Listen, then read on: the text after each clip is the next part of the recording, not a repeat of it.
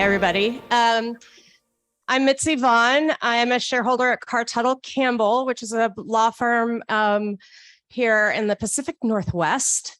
The firm's been around since 1904. I'm sure when they founded the firm, they had no idea that they would be sponsoring a cannabis event, but that's where we are. And so we're really happy to be here. We do have a great cannabis practice. And in addition to that, I have been general counsel for the Coalition for Cannabis Standards and Ethics, CCSE. And then when the Alliance became the Cannabis Alliance, I was general counsel for, am still. So I've been, I think, almost 9 years. So we are going to talk today about social consumption, which here we are 10 years after legalization, still talking about. And I have some really amazing panelists here. And I also have one on the screen over there. That's Sarah. Sarah, can you introduce yourself? Tell us about yourself. And then we'll have the larger conversation once everybody's been introduced. Yeah, sure. Hi, everyone. My name is Sarah Stewart. I have been in hospitality for about 15 years before transitioning into the cannabis space. I've actually come from venues like Tao in LA, where I was actually introduced into Lowell Cafe, where I became a manager on site. It was the first cannabis restaurant in the US, based in West Hollywood. From there, I started a company called Hospitality that really helps build protocols and procedures, SOPs, talk with regulators, really just anything around consumption lounges that's bringing hospitality into the cannabis world. And then from there, I actually joined Green Thumb Industries full-time for the last year, where I built my second consumption lounge, the first one east of the Mississippi, which is Rise Mundelein. Just finished that project about 2 months ago. So now kind of coming back into the world consulting. I actually just spoke with a lot of the Nevada regulators before passing some of their consumption lounge bills that's going to have applications starting next month. And just open to some other projects and helping push the consumption lounge efforts across the country. Thank you, Sarah. James, why don't you go next? Hi, my name is James Lathrop. Nice to see you all again. It seems like we keep doing these things. Someday we won't have to be fighting the world, but for now we still are. I founded Cannabis City, which was Seattle's first legalized cannabis shop back in 2014. Prior to that, many of you know me as Dr. Lathrop from the Awe Clinic. I had the Advanced Holistic Health Clinic for 5 years, doing authorizations for patients, which of course got completely destroyed by the legalization of cannabis. But that's not what we're here to talk about. What we're here to talk about is cannabis clubs. Am I just doing an introduction? Okay, and I will tell you more about the project that I'm working on when I'm up. Oh, you guys have to, I'm the only one who's the one. My name is Josh Kincaid. I'm a capital markets analyst with C3 and co-founder of Toro Alerts, a fintech platform that uses AI and machine learning to do trading for crypto and pot stocks. But if you go in the Wayback Machine to 2013, I left my job at Capital One managing a $650 million fund and wanted to start the Seattle Super Chronic Cafe, inspired by a friend who had multiple sclerosis and since passed away. He was in a federally subsidized facility across the street from a high school, nowhere to go, rainy. It rains every day in Seattle. Tell everybody that so they don't move here. But I wanted to bring a place for him to consume in a safe spot. And so that didn't really exist. So I jumped on the CCSE, Coalition for Cannabis Standards and Ethics, way back in 2015 when I launched in April with the Seattle Super Chronic Cafe, only to have the LCB put a Class C felony on it in July. I think it was like over the 4th of July weekend of 2015. So naively, I pivoted to catering and event planning, thinking it would be a couple of weeks until they figured out what they did was wrong. And here we are like 7 years later, still talking about it. So I jumped back into the committee, and then with the committee's help, we drafted a bill, submitted it in 2019, and you all know what happened right after that. So here we are waiting for our time to hopefully get that pushed through. So looking forward to kind of talking about my journey. Hi, how are you guys doing? He's back. Again, I'm Brian Mathis. Prior to 2019, the Mathis Cooperative was acting as insulation between producer processors or retailers and anyone who and throwing events, because like you mentioned, is a Class C felony.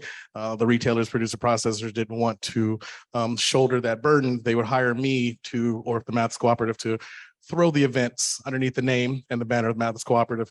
As 2019 hit and COVID, it obviously shut the doors on events or cannabis friendly events. When we were allowed to get back into the game, I went back to the same place that I'd been renting to get ready to start throwing 710 and 420 parties again for other producer processors, and was told the business was closed. So I promptly purchased the business, and up in Bellingham, it's called the Happy Place. And it's the idea for me initially was to have a safe space for cannabis consumption within the industry. Obviously, it's a Class C, so I can't advertise it, I can't talk about it, but the idea, the hope, just like everyone else, is that we can stop smoking in our garage and worrying about or being tried as criminals for something that's brought in $560 million in the fiscal year of 2021, right? So me being here, this is an absolute passion project. The end game for me is to own or be a part of a group that owns cannabis consumption lounges across the US, slightly personal so that I can smoke anywhere I go, but also it is the gateway to normalizing this. Weed is not a crime, but yet we are still prosecuted and we are still treated, and the government is making loads of money off of it, and we're still hiding from it. So that's why I'm up here. Thank you very much. Okay, since I'm the lawyer, we're going to talk a little bit about the laws that make this so difficult. And we're going to get that out of the way here. So as mentioned, it's a Class C felony. The felony is actually for being a club. But there are penalties for public consumption as well. So the RCW says that it's unlawful to open a package containing cannabis, usable cannabis, cannabis-infused products, yada, yada, or consume cannabis, usable cannabis, cannabis-infused products in view of the general public or in a public place. It's a Class 3 civil infraction, which means that it's a $50 fine, basically. The other statute, hold on, sorry.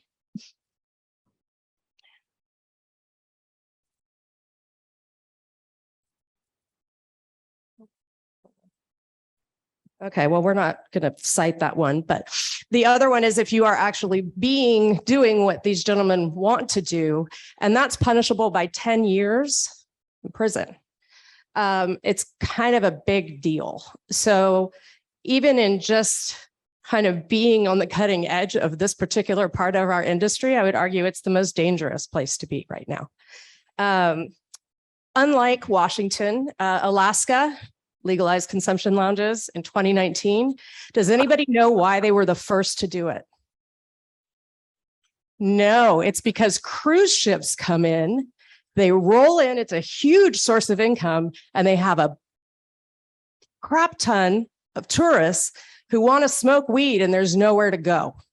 So little towns like Homer and Sitka would have the cruise ship roll in, and then a bunch of old people be token up in the middle of the street. So that they actually had a really good motivation to make that happen pretty quick.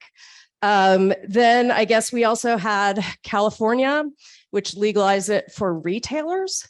We have Colorado, which does it like a banquet system, banquet license type thing, which looks like, I can't remember if Nevada is going that way too. But at any rate, this is happening in multiple states. It's just not happening here yet. This is important for social justice reasons too. And I know we keep coming back to this, but if you don't own your own home, where are you going to smoke pot? Well, if you're a renter, you get kicked out if your landlord's not cool with it, right? So where are you supposed to go? That's not a public place. So now you have a $50 fee just because you don't own your own home and you need to go out so you don't lose the home you have, right? What else? Do you live in a federally funded housing project? Bye. No more housing fund, no more for you, right? You're already struggling, and then you do that and you're out. Who does that affect disproportionately? Everybody together. BIPOC community takes the brunt of this. So it's just more and more insult to injury. So we'll probably talk about this more, and I would encourage all of you to throw in whatever you want about that part. But that's something just to always keep in the back of your head. We're not just talking about people who want to hang out on a couch and smoke. Okay, so I would like to start with Josh. Josh, as he said, although he probably could say it a lot more forcefully, has done an amazing amount of work on this issue over the years. He has been so proactive and kept so positive, which I don't know how you always do that. But so I want you to tell people about kind of what this journey looks like from a legislative standpoint, from a rulemaking standpoint. Sure. Well, we first reached out to Rep. Kloba. She was very open to that when we went down to Olympia as a committee to check out Joe's Garage, I think is what it was called, and find out how they were offering consumption. So we went down there, we did a live like podcast or whatever, and kind of invited the community there to find out where they were at. So what we found out just from Olympia, from the state capitol's perspective, is that they really wanted to focus on medical patient access. They also wanted a social equity program, and then they wanted to know more about small business growth. In other words, how to limit the multi-state operators and outside capital investment concerns. So we just kind of went at that point by point.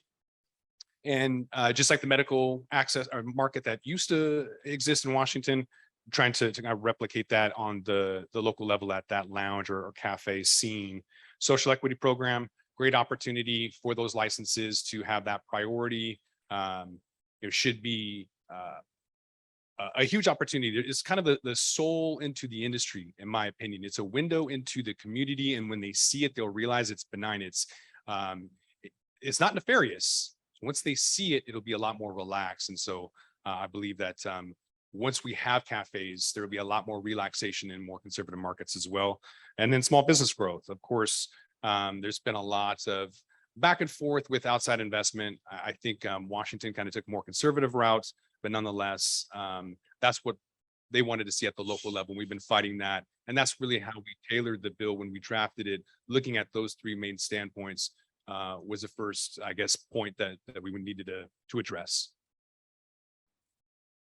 Okay, so when it comes to kind of trying to get ready for this, both Brian and James have been waiting, but doing so productively. That's how I would describe it.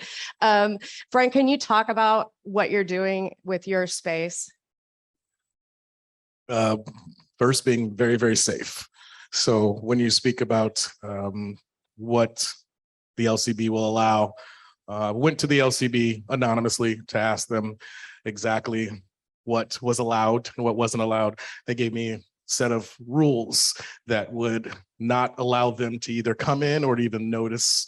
And the first thing that they said was no one from the outside can come into the end, can be able to see what's going on the inside. So if it's not visible to the public, then that's a step in the right direction.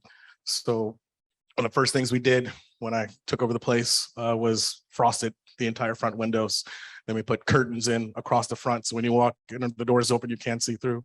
Then set up security cameras that could be viewed off-site just in case. So short answer to your question is I went through and tried to LCB proof the place, is the best way to say it, to make sure, because like you said, it's still 10 years. I have a 10-year sentence. I have 3 daughters, all under the age of 10. I don't want to be in a situation that the wonderful weed lady was in at all. So the best thing that I can do is make sure that I'm off their radar, and that the events that do occur there continue to stay off their radar, right? Have you had any problems with municipalities? No, only for sound, not for consumption. That's interesting. So you're in a friendly jurisdiction.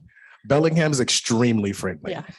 Bellingham is an extremely friendly cannabis city, and it's wonderful. One of the reasons that I don't want to get too much into it, but one of the reasons that I moved to Washington was because at the time, my girlfriend, who is now my wife, was from lived in Bellingham and was telling me, and I was in Florida smoking Florida weed, and she brought me some Washington weed, and I was like, holy moly, what is this? So left Disney World, went to Washington, and fell in love with the community and just how much they embrace cannabis up in Whatcom County and Bellingham, and how huge it was. And went to my first cannabis soiree there. And I was like, oh my God, these are my people. How do I do this more? How can I, and how can I make this a regular thing? How can I make this more normalized? Because I can't speak for everyone else, but I'd much rather be in a room full of potheads than a room full of drunks.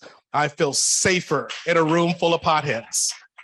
I have no problem with my kids being around a room full of potheads. I do a room full of drunks. And so for me, that's what I want to see. And if that's what I want to see, the best thing I can do is try and use my loud voice, my giant smile to advocate for it. Thank you. James, you want to talk about your experience? So I've gone the complete opposite direction in that I'm way out there on Lander down at the Soto light rail stop with gigantic windows, pictures of weed on the windows. And in fact, Weed Lady, you'll appreciate it. On the shop, it says weed here. And what I've done is I'm pushing the boundaries the other direction. And I've built a cannabis club where, unfortunately, cannabis is prohibited. And it's called the Prohibition Bar. You can Google it at prohibition.bar is the website. And, you know, there's lots of prohibition bars across the United States, and they're, you know, kind of like 1920s themes, cocktails, this and that. Well, this is the Prohibition of Weed. And this space is a political statement in that I have built, for all practical purposes, a cannabis club. It goes in, you go in there and you see Tommy Chong, and, you know, you listen to reggae, and it's a cannabis club, but cannabis is prohibited within the walls. And in fact, the only way I can make it functional then is to sell alcohol, which really breaks my heart. So it's a cannabis club that sells alcohol for consumption. I agree with the Weed Lady. I think what we really need is cannabis drinks. I'm going to throw this out there to the industry. I really think that we should have 2 milligram cannabis drinks on tap, because you really want to be able to go out and have 3 or 4 drinks with your friends. You have 3 or 4 10 milligram drinks and maybe a cocktail. Wah! So what I would really love to see to fight the alcohol industry is every bar in the state be able to have a cannabis drink on tap, but at like 2 milligrams. And, you know, let people start making the choice between alcohol and cannabis. Thank you.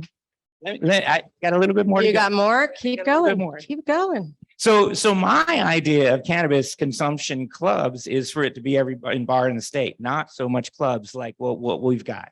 So what I've got is a political statement. And I just want to give you a little bit of an overview of the project so you can come check it out and you can see. And before I get into that, I do want to tell you the one time that I was sued by the city of Seattle. Seattle is not cannabis friendly, unlike what people would think. So in my original location, I had a little round from Neil Denasia Klimlaw. Yes, took it on. And we won. And you need to know about this case because this is significant. So when I had my little 600 square foot shop over on 4th Avenue, I built a smoke deck around the corner. And what the purpose of it was to fit the legal smoking laws, i.e. 25 feet from every door and window, and built a deck and called it a smoke deck. Okay. It wasn't, you can smoke whatever you want, right? You know, as far as I'm concerned, you can smoke crack because it's a smoke deck, but it's a legal tobacco smoking deck. And this is the other way that I think we need consumption in Washington State. Washington State is really going to push back on smoke clubs because they've gotten rid of smoke from everywhere. But why can't we just have it synonymous with cigarettes? And you can legally smoke a cannabis joint anywhere you can smoke a cigarette, 25 feet from each door, yada, yada. So anyway, I built this smoke deck. And of course, City of Seattle decided to sting me. They sent an agent down who bought a joint and asked the bud tender, where can I smoke this cannabis cigarettes? And he was like, well, you know, there's a deck around the side. And so they sued me $2,000 for operating a cannabis club. Luckily, the argument that Neil Janasia was able to put forward is completely valid. This is a public space that, sure, I built the deck, but it was basically out in the open on the sidewalk. Anybody can smoke crack or do whatever else. I can't control that deck. And so what I think we can do is basically build smoke areas in smoking areas and, let the people decide. It is that $50 ticket. But what we need to do is push the legislature to say, hey, smoke joints where you can smoke cigarettes. Okay, one last thing, just a quick overview of my project. It's called the Cannabis City Cultural Center, and it's got 3 businesses. It's got Cannabis City as a retail shop. It's got the Prohibition Bar, where cannabis is prohibited, the only cannabis club in the state where cannabis is prohibited. And then in the back, I've got a art and event space, another 3,500 square foot space, and it's going to be open to all kinds of events. The first event actually is coming up is the artist Henry. We'll be having an art exhibit on December 10th. So come check out the project. Thank you so much. I want to reiterate, because this is going to come up in a minute. I know. So the Clean Air Act in Washington is that you cannot smoke indoors anywhere. Okay, so then you have your 25-foot thing. And so that's a real problem to push back against, especially in Seattle, to be honest with you. So anyway, but Sarah, and you're going to talk a little bit about this. Sarah has real world lounge experience.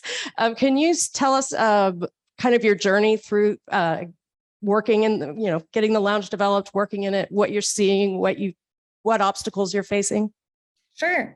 A lot of my experience is coming from licensed venues that are serving cannabis on site, not really event driven, really turning tables and what does that look like and how are we normalizing cannabis in a public setting that probably looks more like a bar or lounge than, a liquor store or a dispensary. So it's really interesting. I've been working in 3 different states now. Every single state is completely different. Go figure on what a consumption lounge needs to look like. The first one is that there are some regs that have been passed that are really making it actually more difficult for these lounges to open. The first one is that they did pass a series of edibles only lounges, and it's actually causing a lot more problems than they originally anticipated. This is because a lot of the products in these markets are not made for edible consumption on site. And if they are, they're usually 10 milligrams, even 5 milligrams, and that's not really creating an experience. You can literally take an edible anywhere that you go and, no one's really stopping you from doing it. So how is an edibles only lounge, A, going to make money, and B, kind of going back to what you were talking about earlier with the beverages, not many people are thinking to make 2.5 milligram single serving drinks so that you can have 3 or 4 of them instead of just a one and done sale. Edibles only lounges are extremely difficult for revenue, but honestly, all lounge models are difficult for revenue. If we're talking about retailers, they're used to seeing pretty high margins, especially MSOs. They're also used to seeing high profits. Lounge operations simply are not going to look that way. They run more like a restaurant would, which does run on lower margins and lower profits. So it's kind of unrealistic, some of the regs that are being passed right now. Also, everybody's really coming into these lounges to physically smoke. Look at me, look what I'm doing in public. This is not something that I've ever done before. We've all drank a drink out in public. We've all taken an edible at our favorite restaurant. We've all hit the vape in the bathroom. This is the normalized approach to this, which is unfortunately the smoking factor of these consumption lounges. The bigger issue that comes with that is that you need the revenue stream for food and beverage, concerts, live music, a movie theater, whatever that looks like, you need the revenue. And the companies that are really going to succeed are looking at hospitality first and cannabis second as an offering. However, if the regs aren't allowing you to serve food and beverage, then you have a bigger problem on hand and you're wondering, how am I even making money in this space? Something I've noticed in Michigan is that they're allowing edibles only they're allowing consumption lounge licenses that don't allow for the sale of cannabis in that space. That means that they're only allowing for bring your own models, which could cause even bigger issues with how do you know that the products that are coming in are legal they're in the market. How do you know what they're consuming if they've overconsumed? How do you, it's really just the control factor in that. And it does, you know, kind of limit that revenue stream as well, which we all know in that case, cannabis is the main revenue stream. And then there's places like Illinois, which are requiring that all lounges are connected to dispensaries. You have a lot of health department issues when that's the case, because a lot of these states consider ice and water as food production. And as you were saying earlier about the no smoking areas, you cannot produce food or ice, or I'm sorry, water or ice in an area where cannabis is consumed. Therefore, it makes it very difficult to have a consumption lounge and also serve water and ice at the most basic level. So it's really important that these regs, as they're being passed, are really thoughtfully, you know, curated, because otherwise these people are getting awarded licenses. Nevada's licensing application fee is $100,000 and there's no guarantee. And, you know, they're kind of just going to be fighting against themselves once they start to get up and running and operating. And then the last thing I would say is really a build out. A lot of people think, you know, I'm going to build a lounge. I have this amazing retail footprint, and I'm just going to take the extra 2,000 square foot behind it. If we're talking smoking lounges, it's really not as effective. If you think about a liquor store, you don't really purchase a liquor store and then say, I'm going to build a cafe behind it. You build a cafe, you build a hospitality driven operation, and then you maybe create more of a to-go counter for the liquor store component. Same exact thing with consumption lounges. You need isopropyl alcohol for bongs and devices to be cleaned away from guest consumption so they can't smell it. And that requires a whole separate area from maybe where your water is going to be coming from, or prepackaged items. So there's a lot of things aside from just smoke eaters, or, you know, clearing, like you were talking about, the windows and not being able to see out. That's very standard in these lounges that are coming up in every state, is that they're really not allowing any external view, except for New York. Actually, New York is going to allow that with rooftops and things. But and then the last thing is just thoughtful table space. People are, you know, there's a grinder, there's an ashtray, there's bongs, there's papers, there's, you know, there's so many things on the table now. And so people think, oh, I'll just build, you know, an area that people can come in and walk around. But actually, if you're looking at the reservation-based turning tables, you need much more area now in order to accomplish what we're trying to accomplish here, which is the normalized maybe tableside service or restaurant setting, or something that people are already familiar with or doing already. Thank you, Sarah. So that's what it could be like, right? Or this is this whole, like, the foundations in the future. These guys are trying to build the foundations. That in some form or another is going to be the future. The question is, how do we get there? And I actually want to ask Josh this question before kind of throwing it out there for questions from y'all, is what, I know you've been working on this next legislative session. What are you doing, and what have you changed to try to maybe make it more palatable? Or what are the things you've already tried that haven't worked? We took a conservative approach. So when we reviewed the 11 bills, being Las Vegas, New Jersey, Oregon, Colorado, Alaska, California, which included the San Francisco and West Hollywood bills, Illinois, Massachusetts, and then Washington, that Bailey Hirschberger wrote, and has a really good report from last September, a 14-page report on basically why they shouldn't block it, why they should allow it. So if you haven't seen that, check that out. Really great resource. I think in order to move forward, we have to get rid of a lot of roadblocks. And some of that is going to be the whole part about indoor smoking, right? So employees in a smoking environment, they're going to have a massive anti-smoking lobby that you're going to have to hit head on, and you need to be prepared for that. Ventilation is huge, but we've made strides. So case in point, in 2015, they wanted us to clear the room every hour to the point where you needed a 747 jet engine, like no exaggeration. And so now they're finally on par with reality and what we can really need and use in order to make that work. There are air purification HVAC systems that we saw at Smokey Joe's. El Gaucho, nobody's complaining about that cigar bar. So the Clean Air Indoor Act, I really like the part about New Jersey where they literally just wrote it down.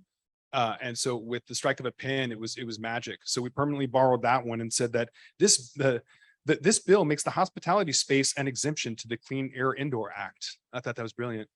So we went with that.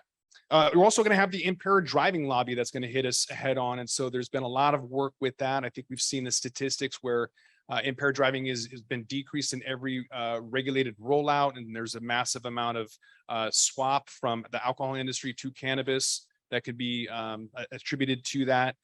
Obviously, we can't have things like dab torches. Norm would maybe flip out with that with insurance.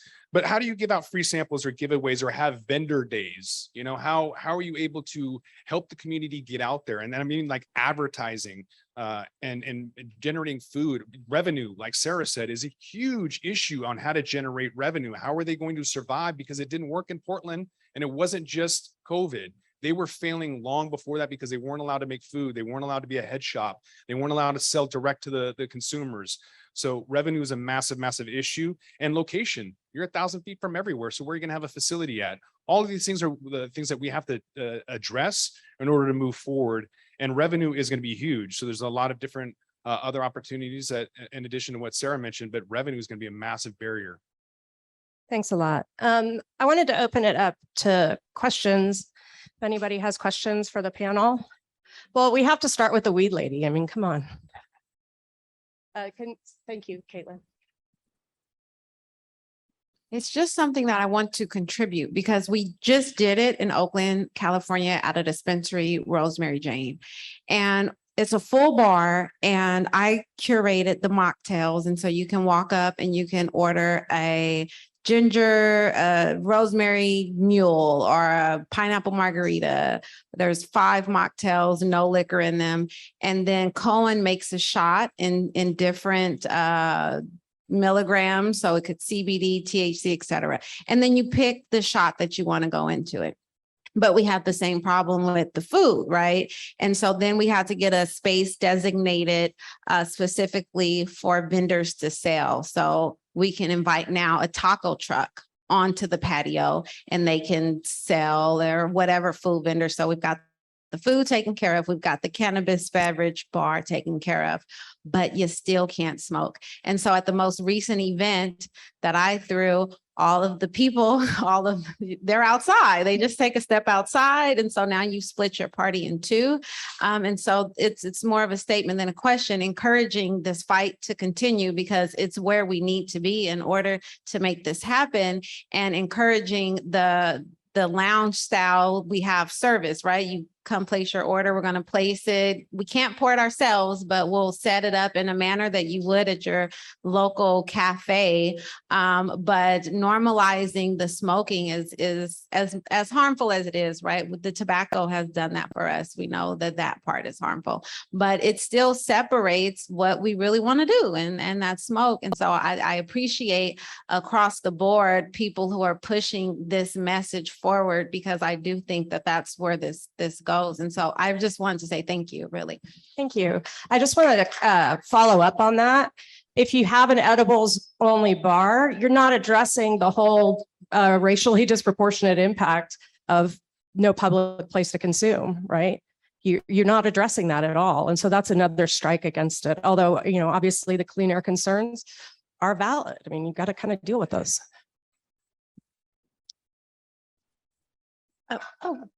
Shoot. I was just going to kind of poll the room to see how many of you go to Las Vegas on a regular occasion. How many of you have had a chance to visit the Nuwu Lounge, owned and operated by the Las Vegas Paiute tribe? Yeah, first lounge in the nation that was opened as a consumption lounge where you can have a full dab experience, flower experience in Las Vegas. And so if, you want to see the proof of concept and see some of the policies behind that development, I definitely encourage you to have that experience. But also, if you're out in New York, again, some of the most amazing cannabis lounge experiences, deeply rooted with legacy cannabis community there in New York. absolutely phenomenal. There was some name dropping earlier, definitely Last Prisoner Project, great work under the foundation of Steve D'Angelo. It was actually Steve D'Angelo that brought me to my first cannabis lounge in New York, and it was an amazing experience to be able to walk in and, you know, be able to walk over to a little table and pick out your trays and your grinders and, you know, have a friendly bud tender help you with your legacy cannabis products. But New York still definitely has a lot of work to be done. Earlier was mentioned, you know, about their equity programs that left Indigenous communities out. But I strongly encourage you to look at some of the development in Indian country around cannabis lounges, because they're I definitely. find on the that so forefront. interesting because we were just having this conversation about how conservative and slow moving tribes can be. So, and that's been my experience as well. It's just, it's the pace of that things change. It's just, especially around this issue, as you guys discussed so well, right? That it would be the Paiutes who are like on the cutting edge. That's amazing. Thanks for sharing that. All the way back there. Thank you. So I've been in talks with a New Jersey retail and consumption lounge applicant. He's a young citizen advocate. He's got deep roots in the community. He's also a minority applicant, so I really hope to see him succeed. My question is for all of you, do you have any resources that I can share or any organizations that are focused on the consumption lounge issue? And on that note, you've mentioned some of the challenges in the various cannabis markets. Are there any markets that stand out to you in terms of sound consumption regulation? Happy to go first. Yeah, Sarah, please. On the first one, it's a little premature in Jersey because they haven't written those regs yet. And so it's hard to really know what that's going to look like, especially on a city level. I think they're still working on figuring out who's going to be opting in. I have spoken to a few people there, but they're also looking at the same model of and it's good that your friend has a retail license, because they're trying to take the same model of you can have consumption here, but it cannot be purchased here. It's really just a place for people to consume, which is more difficult to make money. I would say that Vegas is doing a really good job on their regulations for the most part. However, there are some issues here and there. In the beginning, they did want to do 1 gram per person per transaction. We kind of went back and said, operationally, this is going to be a headache. But their idea was because they didn't want the lounges to compete with retail dispensaries, just like liquor stores and bars don't compete, because you can't take anything home from a lounge, just like you can't take anything home from a bar, and you can only purchase at a liquor store like you could a cannabis dispensary. The only problem, I guess, with that is that you really just want to make sure the products that are in the marketplace are up to speed with that, and they're actually carrying the right products for your market. For instance, with 1 gram per person per transaction, you couldn't even sell a pre-roll pack. You literally could only sell 1 gram to a single person before having to move on to the next. So in the most part, I do think Nevada is doing a really good job with theirs. I wouldn't say any are perfect though, but I do like that New York is opening the idea to more of a open public consumption, so that the normalization push is really the focus of that. And then I'll add to that. I didn't find any of the 11 bills that I read to be perfect. So that's kind of why we aggregated them. So if your friend wants to take a look at what we did, I don't mind sharing that. And then also that thing I mentioned about Bailey Hirschberger's report from September last year, that 14-page report, encapsulated everything that he was part of the committee, and he basically summarized everything that we talked about. So over the 9 months of writing that bill, he summarized everything. And then, because that was 4 years ago, he's added since then a lot of states that we didn't talk about because they weren't around. So he's really summarized and done a really good job about fighting like really defined points about why this shouldn't be a big issue. And so I think he's really summarized a really good report. So we'll make that available. Another win for the Cannabis Observer. She also asked about organizations, right?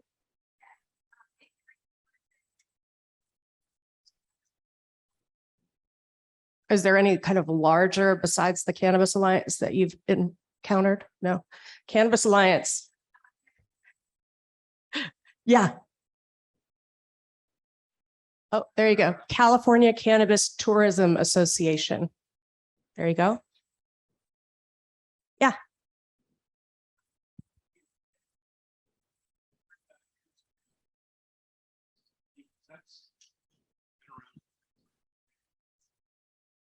The question was, where does the Amsterdam model fall short? I don't think it falls short, but there's going to be regulatory issues. So in terms of the revenue model, the social use model that we picked was that Dutch coffee shop model. But I think we're going to have to settle for a nonprofit registered member only model because it's a lot more conservative than that open. They just have to be way more open to that concept. So that's why I don't think it'll work, because it's not conservative enough. That's my opinion.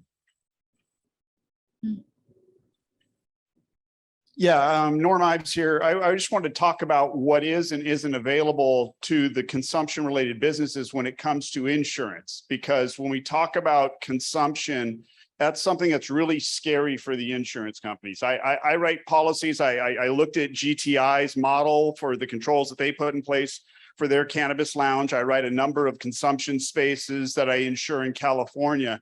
And I will tell you, the thing that is scary to the insurance carriers, where I spend my day making them comfortable, is understanding what intoxication looks like within a given regulatory model.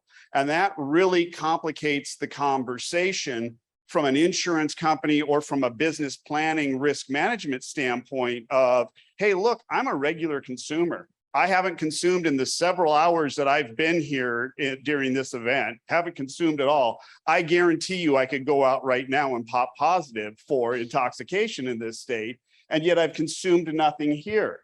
And when you think about that from a business risk management standpoint or from an insurance standpoint, I could show up at this event, there could be consumption going on here. I could be nowhere near that consumption, get in an accident on my car drive on the way home, and now I'm defending myself against an intoxication exposure that technically I probably don't have, because the rules in this state say I'm impaired just walking around because I have it already in my bloodstream.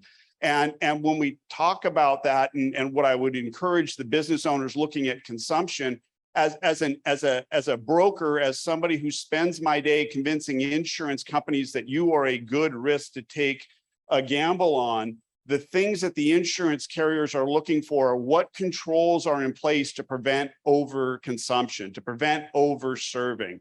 How much do you allow to be consumed? You know, if you talk about an alcohol scenario, there's standards, there's practices in place of what looks like impairment. When do I call somebody? Is there an Uber program? Those are all things that the insurance companies are looking at now around consumption spaces. And I will tell you, from just a pure business model, I'm not endorsing any one model or another, but I will tell you from an insurance standpoint, any consumption space tied to a licensed operation is infinitely more insurable than a consumption only model space. Because when I go to a consumption only model scenario, it becomes much harder for an insurance company to wrap their head around the controls that you have in place. If you're allowing people to bring product in from the outside that you have not sold to them, what controls are in place to prevent overconsumption? And so as business individuals, I would just encourage you, as you're thinking about these businesses, as we're talking about these legislative issues, this is an octopus that has its tentacles into a lot of different places. You talk about the drug or drunk driving enforcement pieces. You talk about the indoor smoking pieces. You talk about what it looks like for impairment. All of those are pieces that I would encourage you to think about, also from the practical business standpoint of, hey, as an insurance guy, it's my job to sell your business to the insurance company. Hopefully you as a business owner have a good idea around the risk protocols you're going to have in place to help me do that on your behalf. We also looked at the safe injection site that San Francisco was proposing for that very reason, as a very conservative overdose prevention method. And I also would love to add, this is very big issue in every single lounge that I've built, especially with regulators. People don't know what they don't know. Sadly, we don't do this for bars, but we are going above and beyond for cannabis lounges. There are a couple of things that really stick out. One is in West Hollywood, where we were busy, we saw 1,000 people a day. I did see about 8 to 10 pass outs per week. Most of that came from edible consumption.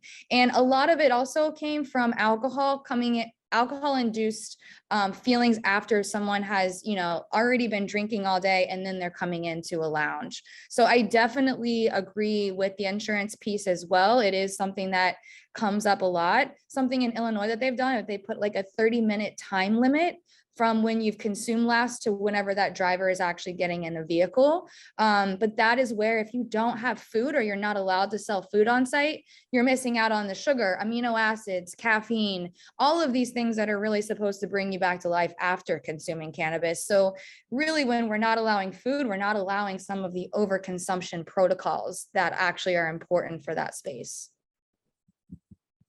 Thank you, Sarah. Any other questions? Well, then I get to wrap it up. It's funny because kind of you guys have already touched on a lot of things that I wanted to touch on. And basically the takeaway is this is so much more complicated than most of you probably thought, right? This isn't just about having a room and a place to light a joint. There are so many legal concerns, which by the way, I'm with Norm on the risk and so is Neil, right? We always have to worry about risk for our clients.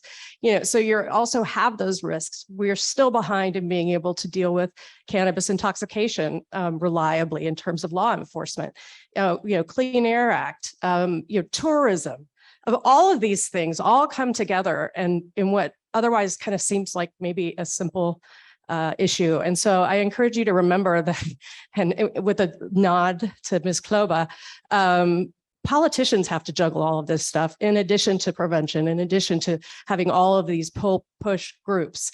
They also have to wrap their heads around all of this. And we just talked for over an hour, right? And we've just kind of skimmed the surface. So anyway, I'd like to thank the panel and Sarah for being ahead on the television. Thank you. Thank you. Thank you, guys.